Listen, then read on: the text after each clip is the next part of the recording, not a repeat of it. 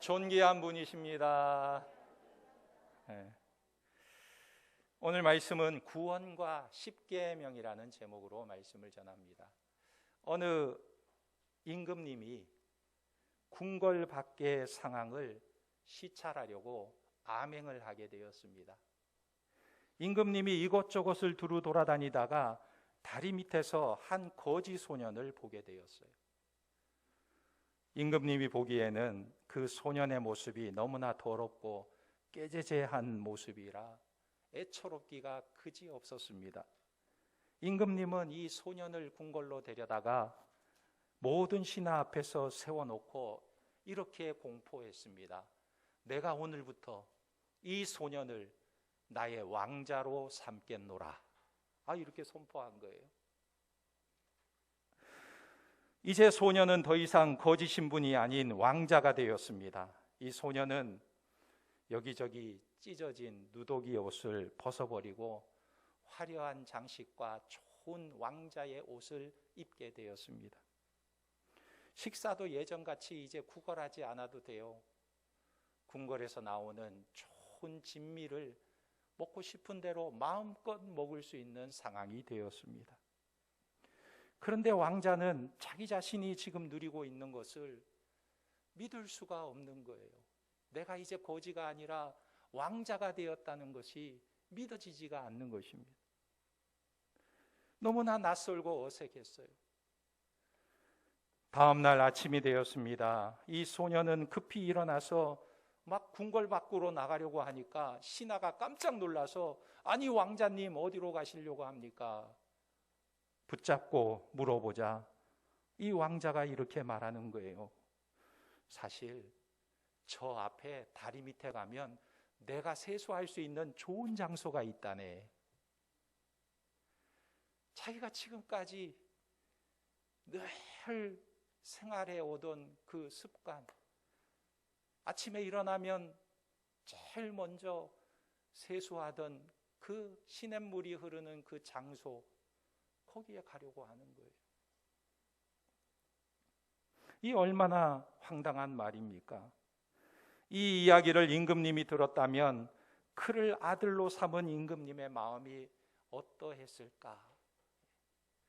왕자가 되었으면요, 왕궁의 법도와 윤리를 알아야 되는 것이죠.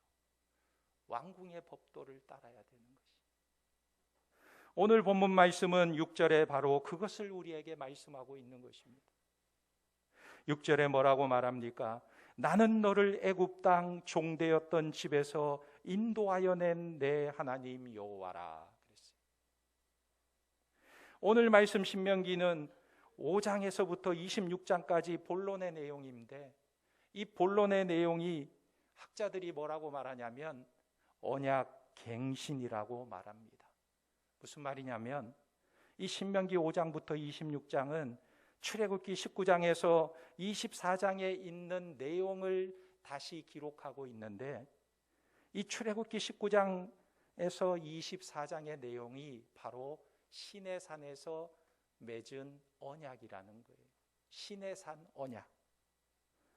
그런데 이 언약을 주신 이후부터 40년이나 지난 지금에 그 언약을 다시 확인하고 갱신하고자 하는 말씀이 바로 오늘 신명기 5장에서 26장의 내용인 것입니다. 그런데 이 언약을 맺는, 이 언약을 갱신하는 그 기초가 무엇이냐 하는 거예요. 출애굽기에 보면 언약법을 선포하기 전에 하나님께서 장황하게 이스라엘 백성들에게 말씀하고 있는데 그것이 뭐냐면 너희 이스라엘 백성들과 나와의 관계가 도대체 무엇이냐 말하고 있는 거예요. 너희는 도대체 어떤 존재이고 나는 너희들에게 어떤 하나님인가, 이 관계를 먼저 말씀하고 있다는 것입니다. 그래서 출애굽기 19장 4절에서 6절에 보면 내가 애굽 사람에게 어떻게 행하였음과 내가 어떻게 독수리 날개로 너희를 업어 내게로 인도하였음을 너희가 보았느니라. 말하자면 이스라엘을 애굽에서 구원하신 것을 기초로 해서 지금 그 다음을 이야기하고자 하는 거예요. 내가 너희를 애굽에서 건져냈다. 내가 너희를 노예 생활에서 해방시켜서 자유인이 되게 했다. 그리고 나서 지금 말씀하시고 싶어 하시는 거예요. 무엇을 말씀하십니까? 5절에 보면 세계가 다 내게 속하였나니 너희가 내 말을 잘 듣고 내 언약을 지키면 너희는 모든 민족 중에서 내 소유가 되겠고 너희가 내게 대하여 제사장 나라가 되며 거룩한 백성이 되리라. 너는 이 말을 이스라엘 자손에게 전할지니라. 이렇게 하나님이 너희와 나와의 관계가 어떤 관계냐 이야기하면서 십계명을 말씀하고 있는 거예요. 그러니까 오늘 말씀에서도 1절에서 6절까지 너희는 나의 보배로운 백성이다, 내가 너희를 애굽에서 건져낸 존귀한 존재다, 이렇게 말씀하신 다음부터 7절에 십계명을 말씀하고 있는 것입니다. 그러니까 하나님께서 이스라엘 백성들에게 무엇을 말씀하고 있나요? 세계가 다 내게 속하였나니 너희는 모든 민족 중에서 내 소유가 되겠다 말씀하고 있는 거예요. 여기서 내 소유가 된다는 이 말은 이미 여러 번 여러분들에게 말씀드렸지만 하나님께서 이스라엘 백성들을 너희는 나의 쏘귤라다 말하고 있는 거예요. 쏘귤라라는 말은 너희는 나의 소유된 백성이다, 보배로운 존재다, 이런 의미를 가지고 있는 것입니다. 그러니까 온 세상이 다 내 것이지만 온 세상이 다 내 것이라는 이 하나님의 말씀은 마치 내가 너를 위하여 내 궁궐을 지어놓고 이 궁궐에서 나와 함께 살고 나와 함께 모든 것을 누리는 너희는 나의 신부와 같은 존재다, 이것을 말씀하고 있는 것입니다. 이것이 우리 성도들의 현재적인 신분이라고 말씀하고 있는 거예요. 그러므로 이 놀라운 하나님의 고백은 애굽의 종이 되고 세상의 종이 되고 죄의 종으로 살다가 구원받은 우리 하나님의 백성들이 기억해야 할 가장 중요한 말씀이라는 거예요. 오늘 우리의 신분이 뭐냐 하는 거예요. 그렇다면 이 구원받은 하나님의 백성들은 어떻게 살아야 하느냐의 문제가 남아있는 것입니다. 하나님이 율법을 조건으로 주신 것이 아니라는 사실을 알아야 하는 거예요. 왜 구원받은 백성들과 언약을 맺고 그 언약을 또 갱신하고 그 언약을 주셨느냐, 이걸 알아야 된다는 것입니다. 하나님께서 이스라엘 백성들에게 십계명을 주셨는데 십계명을 어디에서 주셨는가 우리가 생각해 보아야 돼요. 시내산에서 주신 것이죠. 이스라엘 백성들이 애굽 땅에 살고 있을 때, 애굽에서 노예 생활하고 있을 때 십계명을 준 게 아니에요. 너희가 십계명을 잘 지키면 내가 건져내고 십계명을 못 지키면 내가 안 건져내고, 이런 차원이 아니에요. 저들을 애굽에서 건져내셔서 노예에서 자유인이 되게 하시고 그리고 시내산에서 이 언약을 주시고 언약을 맺은 것입니다. 그러니까 시내산에서 십계명을 주셨다는 것은 이것을 잘 지키면 내가 너희를 구원하겠다는 이야기가 아니에요. 이것을 못 지키면 내가 너희를 구원하지 않겠다는 그런 말씀이 아니라는 것입니다. 다시 말하면 이 십계명을 잘 지키면 애굽에서 구원해 줄 것이고 그렇지 않으면 구원받지 못할 것이라는 이 조건으로 준 것이 아니라는 말이에요. 그런데 대부분의 많은 사람들이 오해하는 것이 무엇이냐면 십계명을 잘 지키면 가나안 땅에 들어가고 십계명을 못 지키면 못 들어가고, 이것을 하나의 하나님께서 우리를 시험하는 도구처럼 생각한다는 것입니다. 그러나 하나님께서 이스라엘 백성들에게 처음 율법을 주신 곳은 애굽 땅이 아니라 시내산이었다는 거예요. 이미 구원받은 하나님의 백성들에게 하나님께서 이 십계명을 주신 것입니다. 그러니까 지키느냐 못 지키느냐와 상관없이 이들을 건져낸 다음에 율법을 주셨다는 것입니다. 그러니까 내가 너희를 건져내었으니, 너희가 하나님의 자녀가 되었으니 그것을 증명하는 차원에서 저들에게 율법을 주신 거예요. 거지 왕자에게, 거지에게 너 이렇게 왕궁의 법도를 잘 지키면 궁궐로 데려오겠다, 이게 아니고 내가 너를 거지에서 궁궐로 데려왔으니 이제는 왕궁에서 살 수 있는 그 법도와 예의 범절을 알게 내가 너에게 주겠다. 이렇게 말씀하셨다. 그렇다면 우리가 율법을 지키라고 하나님께서 요구하시는 것은 무슨 의미입니까? 이제는 너희가 애굽의 종이 아니라는 거예요. 우리에게 율법을 주셨다는 것은 이젠 너희가 애굽의 노예가 아니라는 것을 말씀하고 있는 것입니다. 그렇다면 구원받은 우리들의 마음에는 무엇이 새겨져 있어야 할까요? 구원받은 하나님의 백성의 마음속에는 무엇이 담겨져 있어야 할까요? 하나님의 말씀이 담겨져 있어야 돼요. 하나님의 율법이 담겨져 있어야 하는 거예요. 다시 말하면 어떻게 하면 하나님의 뜻대로 살까? 어떻게 하면 하나님의 말씀대로 살 수 있을까 하는 이 고민이 구원받은 백성들에게는 있어야 한다는 거예요. 옛날에 살던 방식 그대로 사는 게 편안하면 안 된다는 거예요. 구원받은 하나님의 백성으로서의 삶이 새롭게 기준이 주어져야 한다는 것입니다. 그래서 우리에게 이런 고민이 있다면 그것은 이제는 우리는 애굽의 종이 아니라는 뜻입니다. 거기서 이미 나온 거예요. 우리는 이미 시내산에 와 있는 것이고 우리는 이미 하나님의 서귤라 보배로운 존재가 되어 있다는 뜻인 것입니다. 그러므로 이제부터 우리가 어떤 책임이나 사명을 감당한다 할지라도 또는 그리스도인으로서 세상을 살아가면서 어떤 대가를 지불한다 할지라도 그것은 하나님의 은혜와 사랑이라는 것을 우리는 늘 의식하면서 산다는 것입니다. 이것이 서귤라의 의미, 하나님의 보배로운 백성의 모습이라는 것입니다. 강영우라는 분이 있는데 이분은 한국인으로서 미국에서 자타가 다 성공한 사람이라고 평가하는 분입니다. 이분은요, 앞을 보지 못하는 시각장애인이에요. 그런데 미국에서 얼마나 열심히 노력했는지 공부를 하고 그래서 박사 학위를 받게 되고 미 국무부에서 대통령의 자문위원이 되고 이분이 연구한 것이 미 국정을 운영하는데 반영되는 그런 사람이 되었습니다. 미국의 주류 사회로 들어간 사람이 되었어요. 그래서 미국에서 가장 영향력 있는 사람 중에 하나로 평가받는 분이 되었습니다. 그런데 이분이 언젠가 TV에 나와서요, 이런 고백을 하는 것을 보았어요. 그가 뭐라고 말했냐면, 나는 장님임에도 불구하고 성공한 것이 아니라 장님이기 때문에 성공한 것입니다. 이렇게 말하는 거예요. 저는 그 말을 들으면서 가슴이 뭉클했습니다. 아니, 이게 바로 신앙인의 모습이 아닌가? 자기의 모습을 그렇게 바라볼 수 있다니. 아니, 시각장애임에도 불구하고 그렇게 노력해서 성공한 것도 대단한데 하나님의 소유된 백성으로서 내가 장님이기 때문에 성공할 수 있었다, 이렇게 고백할 수 있는 그런 시각이 그에게 열려 있었구나.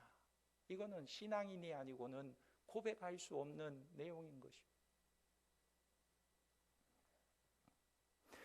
우리가 하나님의 백성이 되었다는 것은요, 우리가 신앙인이 되었다는 것은 나의 어떤 모습도 다 하나님의 섭리와 인도하심으로 바라본다는 거예요.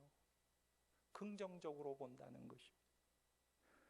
이것이 은혜 받은 자의 모습인 것입니다. 여러분들에게도 하나님의 구원의 은혜와 감격이 있으시기를 예수님의 이름으로 축원합니다. 이런 은혜가 있다면 십계명의 요구가 다르게 받아들여지는 거예요. 십계명, 우리를 얽매려고 주셨나? 십계명, 왜 이렇게 무거운 계명을 주셨나? 이게 아니라 다른 시각으로 바라본다는 거예요. 오늘 말씀 7절에서 11절 말씀을 보면 하나님께서 세 계명을 말씀하고 있습니다. 1계명, 2계명, 3계명이 7절에서 11절에 나와요. 뭐라고 말씀합니까? 나 외에는 다른 신들을 내게 두지 말지니라. 너는 자기를 위하여 새긴 우상을 만들지 말고 위로 하늘에 있는 것이나 아래로 땅에 있는 것이나 땅 및 물속에 있는 것에 어떤 형상도 만들지 말며 너는 내 하나님 여호와의 이름을 망령되이 일컫지 말라. 여러분, 이 말씀을 한번 곰곰이 생각해 보세요. 하나님이 나를 향해서 뭐라고 말씀합니까? 너는 나의 보배로운 존재다. 너는 나의 존귀한 자다. 너는 나의 소귤라다. 이렇게 말씀하시면서 하나님께서 너는 나 외에 다른 신을 내게 두지 말라. 이렇게 말씀하시는 거예요. 그러니까 우리는 하나님을 향해서 예, 맞습니다. 하나님이 우리를 그렇게 사랑하시고 보배로운 존재로 여기시니 나도 하나님만 사랑하고 하나님만 섬길 것입니다. 이렇게 고백하는 것이 당연한 일이죠. 당연한 일이죠. 또 하나님이 영이시기 때문에 우상을 만들지 말라고 말씀하는 것입니다. 이것은 너의 신랑, 너의 남편을 똑바로 알라는 말이에요.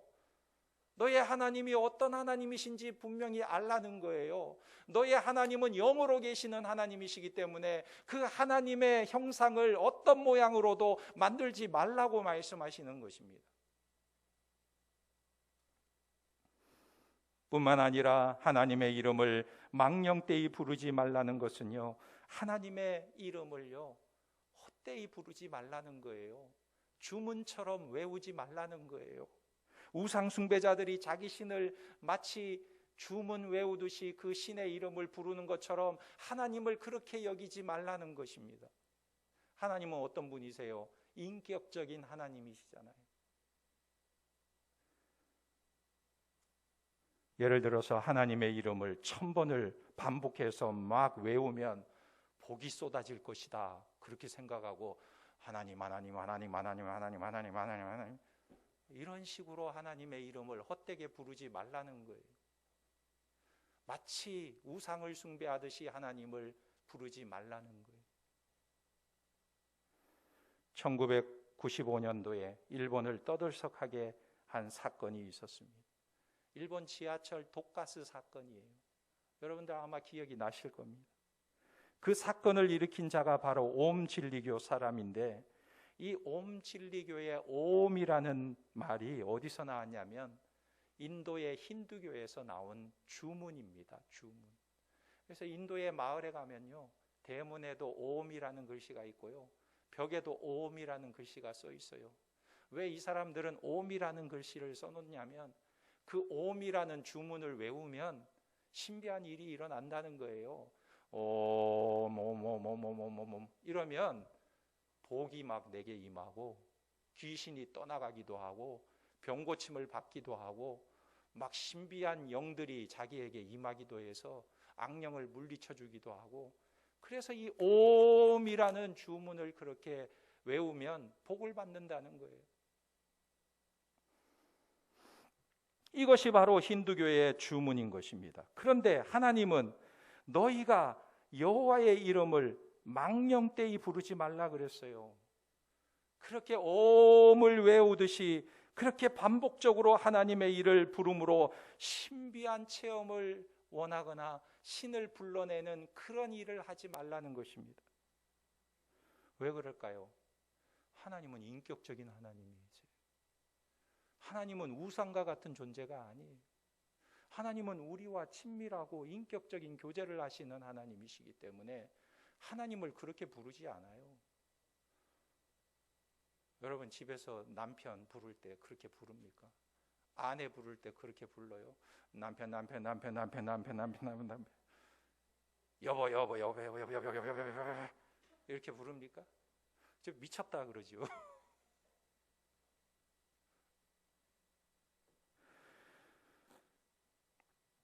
남편은 자기 아내가 자기를 사랑하기를 원하는 거예요. 자기의 이름을 헛되이 써먹지 않기를 원하는 것입니다.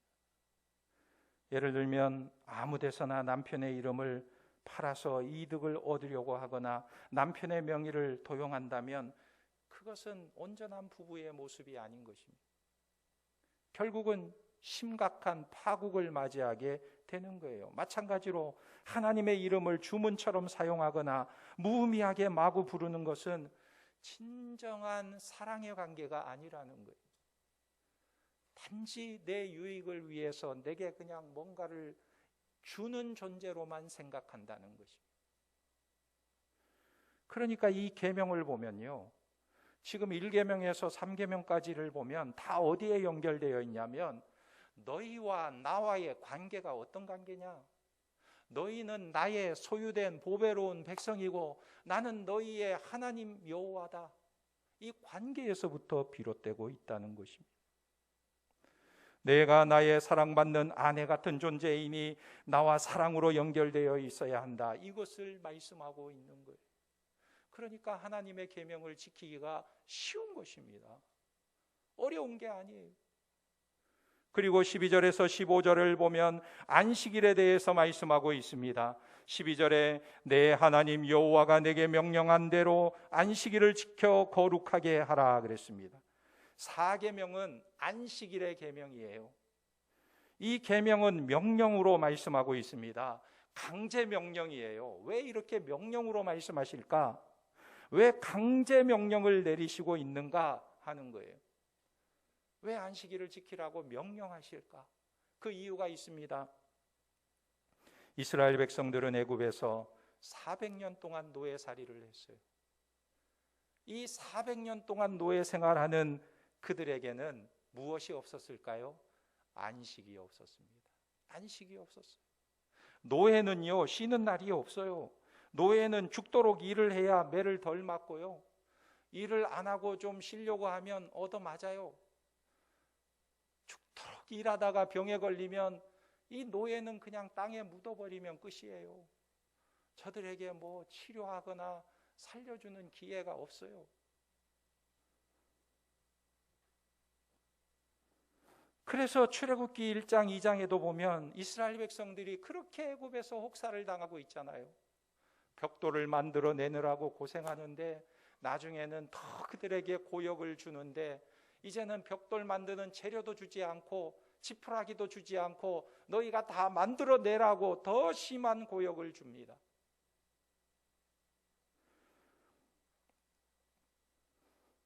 그런데 하나님께서 그런 노예를 애굽에서 건져내셨습니다. 애굽에서 건져내시고 난 다음에 하나님께서 그들에게 말씀하시는 것이 뭐냐면 이제는 너희가 그렇게 살지 말고 엿새는 일하고 하루는 반드시 쉬라 말씀하고 있는 거예요. 쉬어라. 하루는 반드시 쉬어라. 왜요? 노예는 쉴 줄 모르지만 자유인은 쉴 수 있는 것입니다. 노예는 쉴 수 없지만 자유인은 쉬는 거예요. 하나님의 백성이 되었기 때문에 쉬라고 말씀하고 있는 것입니다. 그래서 15절에 보면 이렇게 말씀합니다. 너는 기억하라. 내가 애굽 땅에서 종이 되었더니 내 하나님 여호와가 강한 손과 편팔로 거기서 너희를 인도하여 내었나니 그러므로 내 하나님 여호와가 내게 명령하여 안식일을 지키라 하느니라. 할렐루야. 그러니까 이 안식일을 지키라는 말이 얼마나 은혜가 되겠어요. 안식일을 지키라는 말이 얼마나 감격적이겠습니까? 이 말은 너희는 이제 노예가 아니라 자유인이라는 것입니다. 그러니까 우리가 구원받은 하나님의 백성이라면 어떻게 살아야 할까요? 내가 이제는 노예가 아니라 자유인이라는 것을 증명하는 삶을 살아야 되는데 그것이 뭐냐면 하루를 쉬는 거예요. 쉬어야 하는 것입니다. 그냥 쉬는 게 아니고 나에게 자유와 구원을 주신 하나님과 함께 쉬는 삶, 이것이 있느냐? 이것이 있을 때 구원받은 백성의 모습이라는 거예요. 그래서 내가 세상 사람이나 사람 일이나 일의 노예가 아니라는 것을 증명하는 삶을 살게 되는데 그러한 자가 구원받은 자라는 거예요. 그런데 이것이 안 되면요, 그 사람은 아직 종이에요. 종. 무슨 종이냐? 종은 매여 있는 거예요. 자유롭지 못해요.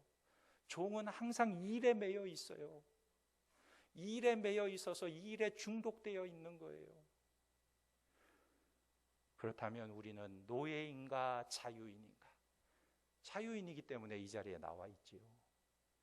자유인이기 때문에 하나님께 예배하는 시간을 갖게 되는 것입니다.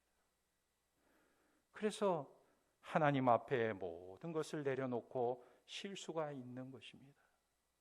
그런데요, 매여 있는 사람이 일 중독자는 쉬는 것이 어려워요.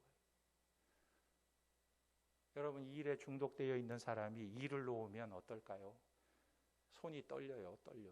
이거 내려놓으면 내가 살 수 있을까? 먹고 살 수 있을까? 걱정이 돼서 손이 떨리는 거예요. 뭔가에 중독되어 있는 사람, 그거 한번 끊어보세요. 끊으면 당장 나타나는 것이 금단 현상이에요. 알코올에 중독된 사람이 술을 끊어보세요. 당장 손이 떨리고 금단 현상이 일어나는 거예요. 또 오늘날은 얼마나 많은 일에 중독되어 있습니까? 컴퓨터, 인터넷, 스마트폰, 게임에 중독되어 있는 사람들, 하루만 그것을 못하게 하고 끊어보면 그냥 어찌해야 될지 안절부절하고 무엇을 해야 될지 모르고 떨리는 거예요.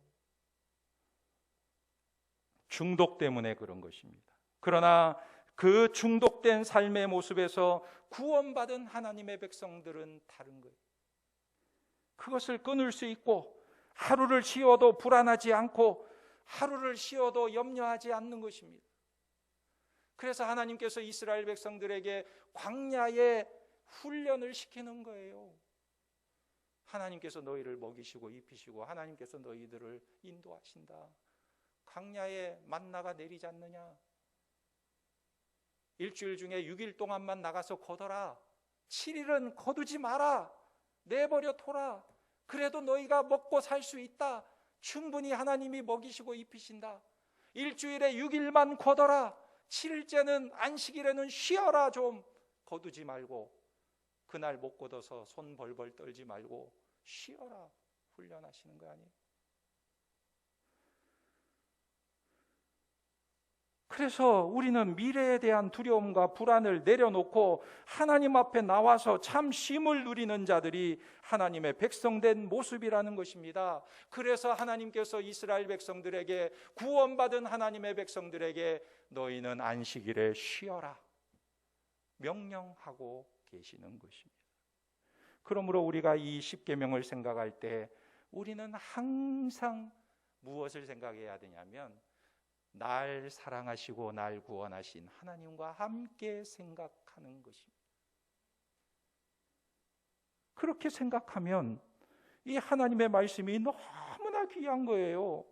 내게 다른 신을 두지 말라는 말씀이, 하나님은 나만 사랑하시고 하나님은 나만 이렇게 이뻐하시는데 내가 하나님만을 사랑하는 것이 당연한 일이 아닙니까?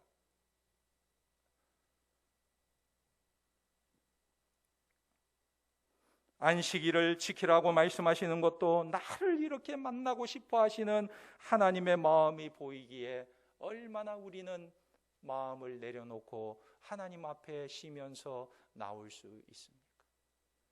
그 하나님의 마음을 읽는 것입니다. 그러므로 우리 구원받은 성도들은 나의 모든 것을 하나님의 권위 아래 두는 삶을 사는 거예요. 다시 말하면 하나님의 쏘길라의 사랑을 가슴에 담고 살아가는 것입니다. 하나님의 권위는 하나님의 사랑으로부터 나오기 때문에 그렇습니다. 한 가지 이야기를 하고 마치겠습니다. 대서양에 무서운 바람과 폭풍이 불고 있는 중에 배가 하나 지나가고 항해하고 있었습니다. 그런데 이 바람 때문에 배가 흔들리고 마치 대서양 바다에 가라앉을 것만 같은 위기 상황이었어요. 그런데 이 배에 선교사로 나갔던 요한 웨슬레가 타고 있었던 것입니다. 그런데 그가 이 배가 흔들리고 폭풍과 비바람이 몰아치자 두려워서 갑판 뒤에 숨어서 울부짖으며 하나님 앞에 기도하는 내용입니다. 너무 겁에 질려서 기도하는데, 하나님, 저를 여기서 망하게 하시렵니까? 제가 하나님을 위해 살겠다고 결심한 후 저는 한 번도 하나님을 위해 제대로 충성도 다하지 못했는데 여기서 하나님 끝나야 됩니까? 두려워 떨며 하나님 앞에 부르짖고 있었습니다. 그는요, 옥스퍼드 대학을 졸업하고 선교사로 파송되어서 미국에서 선교 활동을 했지만 별로 신통치 않아서 포기하고 이제 영국으로 돌아가던 중이었습니다. 그런데 돌아가던 그 배에 폭풍우가 몰아치면서 배가 가라앉을 것 같은 상황 속에 그는 두려워 떨며 울고 있는 그때, 그 배에서요, 배 밑창에서 찬송 소리가 울려오는 거예요. 찬송 소리가 들려오는 것입니다. 그래서 그 배 밑창으로 내려가 보니까 이들이 사람들이 찬송을 부르는데 이런 내용으로 찬송을 하고 있었습니다. 우리는 가네, 이 풍랑 때문에 주님 앞에 빨리 가네. 주께서 주시는 평화의 가슴을 품은 채 우리 주님께 나아가네. 그 땅에는 평화가 있네, 기쁨이 있네. 오 하나님 감사합니다. 이런 찬송이었어요. 아니 지금 나는 배가 가라앉을까 봐, 여기서 인생이 끝날까 봐 두려워 무서워 떨고 있는데, 아니 저 사람들은 어떻게 이런 상황 가운데서도 저렇게 평안하고 저렇게 기쁨과 확신과 소망에 찬 찬송을 부를 수 있는가? 요한 웨슬레는 충격에 빠지게 되었습니다. 저들도 역시 나와 똑같은 예수 믿는 사람들인데, 나는 폭풍우를 만나서 사색이 되고 겁에 질려 두려워 떨고 있는데 어떻게 저 사람들은 기쁨과 평화가 저렇게 넘치고 담대할 수 있는가? 이 모습을 바라본 요한 웨슬레가요, 그때 결정적으로 하나님 앞에 회개하는 계기가 되었다고 합니다. 나에게는 평화가 없는데 저들에게는 어떻게 평화가 있을까? 나에게는 기쁨이 없는데 저들에게는 어떻게 기쁨이 있을 수 있을까? 어떻게 이런 폭풍 가운데서도 저들은 평안할 수 있고 하나님의 사랑을 확신할 수 있는가? 나와 저들에게 무엇이 다른가? 그래서 깨달은 게 있다고 해요. 무엇을 깨달았을까요? 저들은 하나님의 사랑의 확신 가운데 서 있었던 것입니다. 하나님이 나를 사랑하시고 나를 붙들고 계시고 나를 존귀하고 보배로운 존재로 여기고 계시고 나를 인도하고 계신다는 그 확신 속에 저들은 서 있었지만 자기는 그런 확신이 없었던 거예요. 웨슬레가 그것을 깨닫고 그때부터 변화가 된 것입니다. 여러분, 오늘 우리는 하나님의 사랑 가운데 살아가고 있습니까? 내가 하나님의 서귤라, 하나님의 보배로운 존재, 하나님의 사랑 안에 있는 사람인가? 이것을 확신하는 사람에게는 인생의 무거운 짐도 염려가 되지 않고 오히려 감사가 되고 인생의 폭풍우까지도 하늘의 소망이 되는 줄 믿습니다. 이것이 신앙이에요. 나를 사랑하시고 나를 보배로운 존재로 여기시고 나를 서귤라라고 고백하시는 그 하나님의 사랑과 권위 아래서 평강과 확신을 누리는 하나님의 거룩한 백성이 되시기를 예수님의 이름으로 축원합니다. 아멘. 기도하겠습니다. 함께 기도할 때에 하나님, 내가 하나님의 소유된 백성이 되었음을 알게 하여 주옵소서.